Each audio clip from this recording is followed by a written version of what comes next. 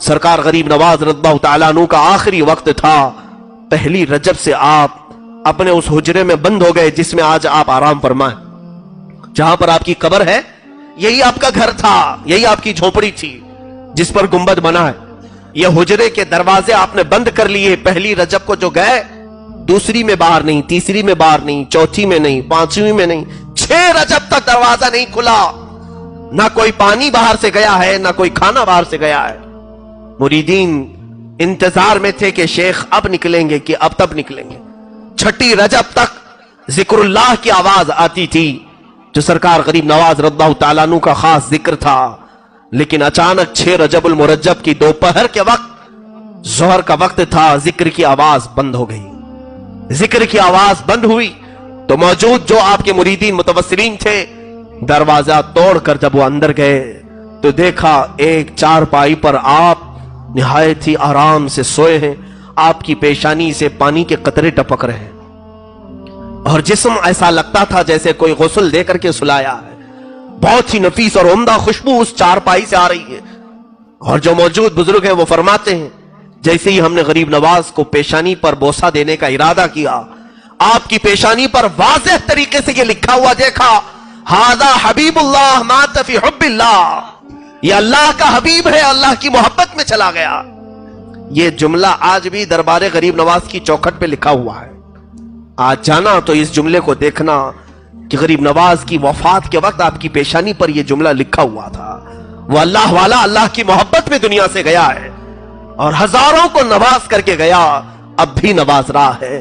دربار غریب نواز میں ہماری یہ عقیدت قبول ہو جائے. مولا ہم اجمیر پہنچ نہ سکے, اس غریب نواز کے دربار تک ہم غریبوں کی آہیں پہنچا دے, ہمارے سوالات وہاں تک پہنچا دے. اے رب ذوالجلال, عطا تو ہی کرتا ہے. دروازہ غریب نواز سے ہم تیری بارگاہ میں سوال کرتے ہیں. آج تیرے اس معین الدین حسن چشتی کا یوم وصال ہے, ان کی شب ششم ہے. مولا اس شب کی برکت سے ہم سب کے دلوں کی اندھیریوں کو دور فرما دے. اس شہنشاہ ہند کے دربار میں حاضر ہیں سنجر کا وہ علاقہ.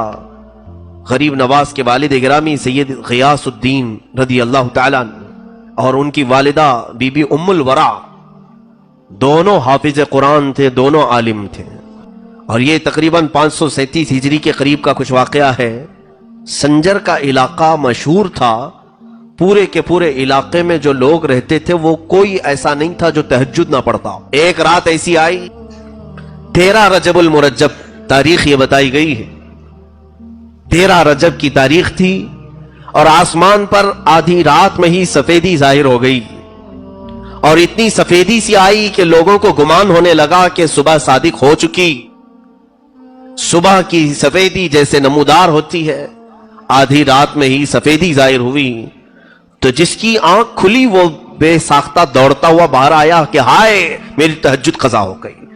ایک گھر پر آسمان سے جھما جھم نور کی روشنی برس رہی ہے, نورانی قندیل لٹکی ہوئی ہے. اور وہ گھر پتہ کرنے پر معلوم ہوا کہ حضرت غیاث الدین رضی اللہ تعالیٰ عنہ کا گھر ہے, بی بی ام الورا کا گھر ہے. تو کئی تہجد گزار بزرگ وہاں پر جمع ہوئے کہ آدھی رات میں اجالا اور ان کے گھر سے اجالا.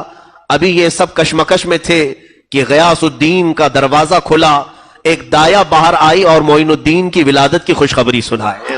حسن چشتی رضی اللہ تعالیٰ عنہ غریب نواز کی ولادت کی تاریخ میں لکھا گیا ہے آدھی رات میں پورا سنجر روشن تھا. لیکن پتہ کرنے پر, جانکاری حاصل کرنے پر یہ معلوم ہوا کہ یہ نہ صبح ہوئی ہے نہ سفیدی ہوئی ہے, بلکہ یہ کوئی اور صبح معین الدین لے کر کے آیا ہے. کفر کے ظلمات میں, شرک کے اندھیریوں میں معین الدین نام کا ایک چہرہ ایسی سفیدی لایا ہے کہ یہ سفیدی اب وہاں سے نکلی تو ہندوستان میں آئی. اور ہندوستان میں بھی جب وہ آئے تھے یقیناً یہاں بھی بہت اندھیرا چھایا ہوا تھا, کفر کا اندھیرا, شرک کا اندھیرا, جادو کا اندھیرا, بدعات کا اندھیرا, خرافات کا اندھیرا. لیکن جیسے ہی یہ چاند طلوع ہوا انہی اندھیریوں میں خوب 90 لاکھ کو روشن بھی کر